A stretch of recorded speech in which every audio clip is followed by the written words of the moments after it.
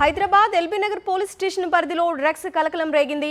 బెంగళూరు నుంచి తీసుకొచ్చిన MDMA drugs ను ఎల్బీ నగర్లోని మారుతి లాడ్జ్లోని 306 రూమ్లో విక్రయిస్తున్న నలుగురిని పోలీసులు అదుపులోకి తీసుకున్నారు.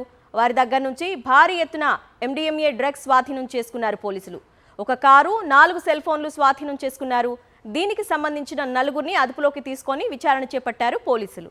ఇదే అంశంపై సమాచారాన్ని మా ప్రతినిధి సుష్మితని అడిగి తెలుసుకుందాం. సుష్మిత, అసలు ఈ నలుగురు ఎవరు, ఎప్పటి నుంచి వాళ్ళు ఈ దందా కొనసాగిస్తున్నారు?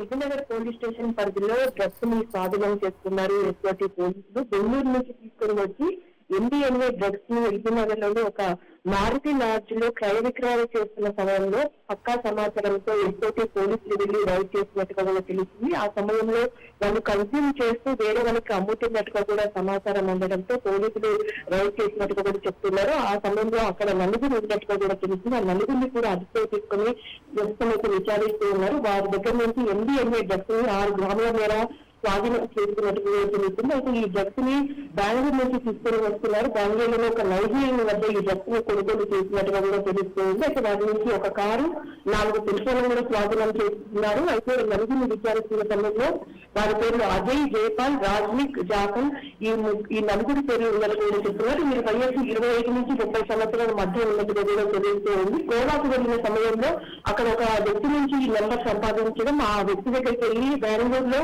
నైజీరియా నుంచి కూడా ఈ డ్రగ్స్ ని కొనుగోలు చేసినట్టు కూడా చెప్తున్నారు. ఇక్కడికి వచ్చి దాదాపు అక్కడ 2,000కి కొనుగోలు చేసి ఇక్కడ దాదాపు 1 గ్రాము 10,000 రూపాయల మేర కూడా అమ్ముతున్నట్టు కూడా సమాచారం అందుతున్నారు. Okay Sushmita, thank you.